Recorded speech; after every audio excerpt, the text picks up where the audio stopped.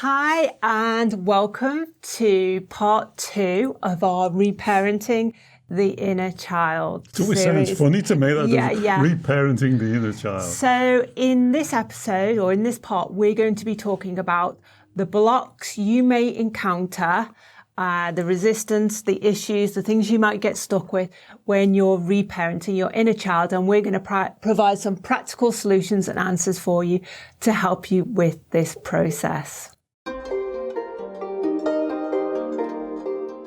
Welcome to our Wu Wei Wisdom Life Lessons series. In each episode, we answer your questions, reveal the powerful life lesson, and offer you lots of practical tips and advice to help you live in balance, harmony, and flow. If you missed part 1 of our Reparenting the Inner Child video, I will put the link above so you can watch it. And it's worth looking at that because I explain the inner child and I explain the 3 steps process, which we'll be referring to in this video. Okay, so we've had some really great questions from some of our YouTube supporters and our Facebook community members about how people are getting stuck with doing their inner child work. So the first question is, if when we were younger, we didn't receive appropriate parenting, how can we be expected to parent ourselves and our inner child now? What if we simply just don't have the skills? Where do we begin? Oh, great question. Really good question. Because, this poor parenting comes down the family line, and if you have had a poor parenting, a poor childhood experience, a dysfunctional family, I'm very sorry. It may be worth you looking back up your family line and seeing whether that has followed down through the family line and come down to you. But as I explained on the first video, this really is not about parenting skills. This is about connecting to your true Shen, your spirit, your essence, because every answer that you need, you already have. So it's not about so much as learning a new trade or a skill, because the teaching is you are already a spiritual person. That Shen is already there. What's been happening is the inner child, that part of your mind that some people call the ego, we call it the inner child, has been screaming and shouting so loud, it's blocked down the Shen. So the first step, and you would not have been taught this by your parents, is, but you don't have to be, because it's a skill. It's like they didn't tell you or teach you how to breathe. Yeah. You know instinctively how to breathe. Yeah. So once you start the process and start to connect to that spiritual essence, that Shen of you, this knowledge is innate in you. You already know how to live and what's right for you. Yeah. And you'll be able to do this and this is what some people would call instinct. It would just be in your instinct. Yeah, I mean, that's the first time I've heard you use that analogy of like this. It's just like breathing. You don't have to think about it. And I do believe that it is our natural instinct to be able to reparent ourselves, to be compassionately self-disciplined, to be compassionately accountable for our actions. I think it only feels unnatural, or only seems unnatural, because we've been ignoring that Shen part of our nature, that mother part, that true wisdom part of our nature for so long, that it feels a bit weird, it feels a bit strange, it feels like, this is an awkward thing to have to do. And that's why, see how you had to use the word feel. And that's why feelings are so important. But our teaching is interpret your feelings. Yeah. So if you're getting red lights, you may call it frustration, anger, resentment, guilt, anxiety, depression, whatever you want to call it. Do the golden thread that we've demonstrated in loads of videos and find out what the block is that's stopping you from getting down to your true essence, the Shen that you already are. You see, and this is, again, what a wonderful teaching. Nobody can make you awesome. You are already awesome. You are divine. That's who you are by your nature. If you've ever been in the birthing room and seen a child come down the birth canal and see that wonderful change in the energy when that child comes into the delivery room. You are that child. That's the journey that you went on. You know, to me, the people say to me, oh, David, that sounds so, what is it, you know, so up in the air, so ridiculous. But when you say, I'm not good enough, I can't cope, I'm unlovable, to me, that sounds even more ridiculous. Extreme to the max. You know, this is who you are. You are that baby. You are that ball of joy and love and energy. That's who you are. And we're just saying in the Wu Wei wisdom model, be who you are. You're not perfect. You won't get things right the first time. We live in a universe where things don't work out nice. Wouldn't it be nice if everything worked out nice and you were in control? But that's not the universe we live in, and we have to accept. Here comes the teaching again. We have to accept that this is not the universe we live in, and we have to find our way through the twists and turns. And that's what it makes you awesome when you are being authentic. So the number one, every video is don't lie to yourself. Don't say this self-talk. If you would not say to your physical child, you would not say to your physical child, well, you're not good enough. You're unlovable. You can't cope. Then why do you say it to you? That's what I don't understand. That's what you've got to stop it. You have to stop that now, because you're playing a game with yourself and there's only one loser in this game. It's you. So stop it and just readjust and come back to listening to that true Shen nature that you are. This is who you are. This is your authenticity. And so for clients who can say, well, you know what, I haven't got a good role model. When I was growing up, I haven't got a good parent role model that I can think, well, this is what to do, that's what to do. But I know you say to a lot of people, well, as you said, would you parent yourself? Would you, the way you treat yourself, the way you talk to yourself, would you talk to your own child like that?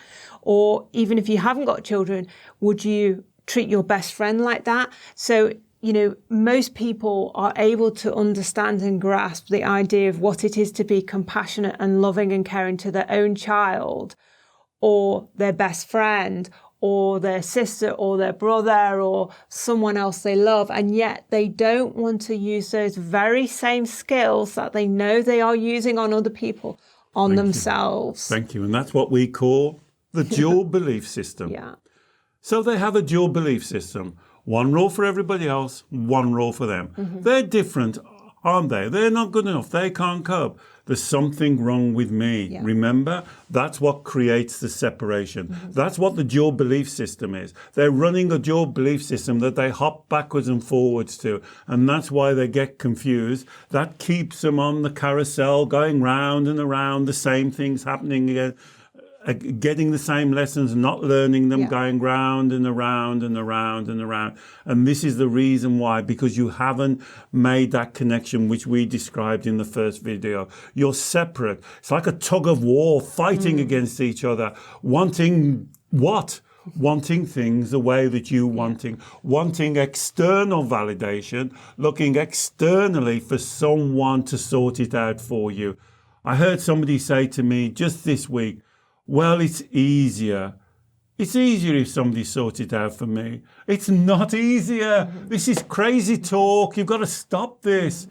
What do you expect? You can't be bothered to look after yourself, and you expect somebody else to drop everything and come and look after you? This is nonsense. You've got to stop this. And so for some people, David, if they have a resistance or a kind of a block with the idea of, oh, I don't know how to mother, you know, I don't like the concept of mothering. That's okay, because it can be viewing yourself as the big sister or the guiding brother or, you know, being a best friend to your inner child. It doesn't have to be the traditional kind of way that a lot of people see the parent. And I guess that if you're watching this, I would say what we're talking about is how to be spiritual. This is what spirituality is. So most people will go on spiritual retreats and they'll be spiritual to other people, read spiritual books, do all kind of procedures, but they won't do it to themselves. They think that they're different. You're not. You can't have a dual belief system. If you're being spiritual to someone else, if you're being kind and comparing and compassionate to someone else, then do it to you first. Remember, the energy flows through you first and then out. The Taoists say that it's wonderful to be of service, but make sure you've got something on your serving tray to give. So you've got to look after yourself first so the energy comes through you. This idea of loving somebody else, caring for them so they will love you. Oh, I'm really caring to these people, then they don't love me back. Don't wait for them to love you back. Love you first and then be caring to them. And then you don't need anything back. Isn't that better? And rather than doing this kind of tic-tac-toe, I'll do it if you do it. You haven't done it, I'm not going to do manipulation. it. Manipulation. And we talk about, we've done a teaching album on this teaching. It's the Taoist teaching of Chiang. Self-love, self-nurturing, and explaining how the universal chi energy should flow through you first and out, and not seeking to manipulate it from other people. So I will put a link below to that MP3 album if anyone's interested in it. And that flowing through you see, is really one of the core things of Taoism. Qigong, Tai Chi, martial arts, meditation, Qigong healing, acupuncture. It's all about the chi energy flowing through you first and then going out. Then you don't require anything back. I always say it's like a beautiful fruitcake. You really concentrate on making that beautiful fruitcake with all the best fruit and walnuts and everything. And then if somebody gives you back and puts a cherry on top of your cake, that's fantastic. But you know what? You don't need the cherry because the cake is already moist and beautifully tasting. And that's your responsibility. Again, in the first video, we talked about the power of self-responsibility. And this is answering this question. You have to look after yourself. Don't get caught into this thing. Well, I need to be told how to do this. I don't know how to parent. You already I haven't know. got the skills. You've always known. You always will know. It's your choice whether you do it or don't do it. Okay, so a related question then, and I know this is a common one we get.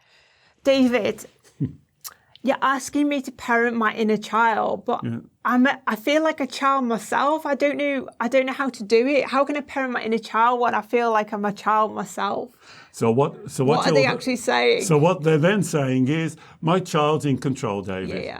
My inner child is 100% in control, and remember, pulling me around, and poor old me, feel sorry for me. I can't do anything about it. It's that person's fault. It's overwhelming. It's my childhood. It's my work. It's my partner. It's my children. It's this. It's that, and the other.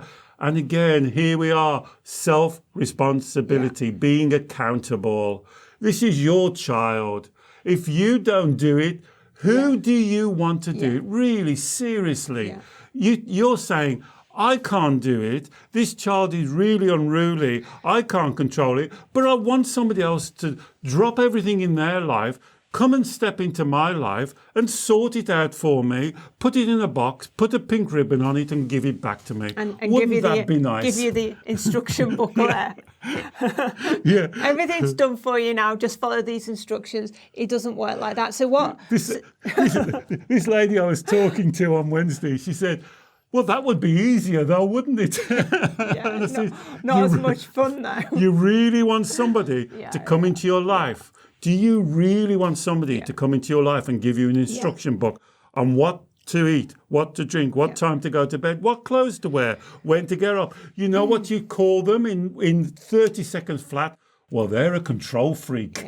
That's what you'd say. So this is where you get into dysfunctional relationships, because you want that. And when you attract by the law of attraction that person into your life, then you don't like it. So you must take responsibility. There's no way out of this. You either do it or you don't do it. You either do it and heal yourself and move away, or you stay in the maze of confusion, going round and round, coming up with more and more elaborate confusions and excuses and justifications, and looking for this mystical white knight in a white steed, or a fairy godmother, or a fairy that's going to drop into your life and sort it all out for you. It's not going to happen. I'm very sorry. It's not going to happen. But this, in all seriousness, though, this is a situation that a lot of people get themselves into if they have never been taught or never done for themselves that they have to start putting in the emotional, compassionate self-discipline for themselves. You can get yourselves into a position where your inner child is running your life and you literally do not know whether you're coming or going. And that is a horrible, destabilizing position to be in because, you know, to be honest, it's hard to authentically function if you let it go on for that long. So to begin on this journey of bringing things back into a balance so the inner child isn't swamping the entirety of your energy, it's about what we talked about in video 1, which is this reconnecting to that Shen, that authentic, more mature, wiser energy, that the other side of the coin, the yin to the yang. Yeah, the yin is the mother, the yang is the child. But you're so right. But just yesterday, I had a client who said to me, for the first time, I've had the realization. I think she said she was 52. I'm 52, and an 8-year-old is running my life, and that's a great realization because then you can choose to do something about it. You see, here comes one of the sayings I say every day to my clients: you cannot change what you don't understand. This is what these videos are about. This is what our Facebook community is about. It's to get you to understand you can do this. You don't need to go into counselling for 5 years and spend thousands of pounds. You can do this, maintain it, take responsibility, be accountable. This is your life. Grasp it with both hands. You are awesome. And if you think any different, write it below. Tell me why you're not awesome. Remember, I didn't say perfect. I said awesome. So really take that self-accountability and don't hand your life over to a 6, 7, 8-year-old child to run your life about, whoa, it's not fair, and I want somebody magical to step in, and if somebody just come and give me a hug, then everything would be all right. Take that responsibility for yourself. And I tell you what, David, that is such a profound realization you can have because most of us can kind of pinpoint ourselves as a child, the inner child, whether it's, fairly young, 5, or it's a little bit older, 9 or 10, whatever age it is. But once you understand that part of your mind, that you as that age is actually running your life, then it's almost like dawns on you, my goodness, no wonder I've been struggling with relationships. No wonder I've been struggling with my career. No wonder I've been struggling with self-doubt or, or my weight. Because I've handed over responsibility to this 6, 7, 8, 9-year-old child. I mean, it kind of sends a cold shiver down you, really, once it dawns on you what's been happening. Well, that's what I would call enlightenment. Yeah. People often ask me, what's enlightenment? And I think that's enlightenment. When that light switches on, when you really think about this video, after you've listened to this video, ask you, who is actually running your life? Who is making the vital decisions about your own self-worth, about those vital decisions about who you've got in your life, about your intention, your career, your health, your well-being, what you eat, how much you drink, what exercise you take. These go right through. As I've always said, don't think this is just about emotions, about how you feel, about, let me deal with my anxiety. This is far deeper than this. This is the whole of your life. The red light anxiety is the froth on top of the pint of beer. We want to get down to the core, the real problem, and that's what you can sort out. And that's the enlightenment. It's like switching the light on and going, Who is actually making the choices and the decisions in my life? And if you can relate to what we're saying here and you kind of know the age of your child, or you don't know, but you know this is what's happening, please comment below, because I'm sure you won't be the only one, because this is a universal Absolutely. thing. Until, as an adult, we learn this way of emotionally maturing ourselves, emotionally educating ourselves, which is not taught at school, and by and large it's not taught to us by our parents. Until we learn this, that inner child will be in the driving seat of your life. And the best way you can learn this is by taking part, joining the Facebook community, making comments on the bottom. Even if you disagree with me, that's great. I love it when you disagree with me, as long as you tell me why you disagree with me. And that gathers the debate together, and we can all discuss, because we're all here to learn. Nobody's a guru. We're all here to learn. We're all spiritual beings, and we're all on this journey. And it's so interesting when you hear a debate in our Facebook community. Somebody says something and then 6 people come in and agree, 6 people come in and disagree. And that's what you want, because then you're seeing the whole picture, and then you can make your choice, because you know what's right for you. You should not be following anyone else. You should be taking responsibility for your life journey. You should have your hand on your rudder of your ship and guiding it, right? That's your responsibility. Yeah. So, David, the last thing I want to talk about in terms of blocks to reparenting is, you talk a lot about the idea of the inner child resisting you trying to parent it, pulling away, wriggling out, giving you excuses. But what if the adult part of you, the parent part of you, you believe is the one that's actually resisting, that doesn't want anything to do with the inner child, is angry with the inner child? Or is the other extreme, is gets too upset with the inner child, doesn't want to do you're too scared to do the inner child work? So what you just said is a little bit like the last question, but some people do this, and they say, I can't be bothered. I can't control the inner child, so I've given up. And in the last video, we talked about the first step, training yourself up to get fit as a parent.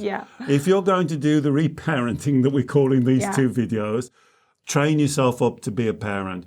What do you think a parent should do? What do you think a parent should be? So if you were parenting a physical child and you'll see that child walking on the edge of a cliff with a great drop, would you say, well, I can't be bothered to control the child because it might shout at me?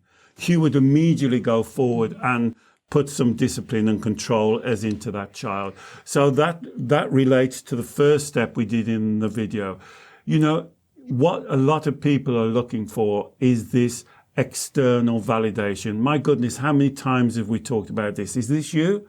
Are you looking for that magical person to come and do what you believe your parents should have done?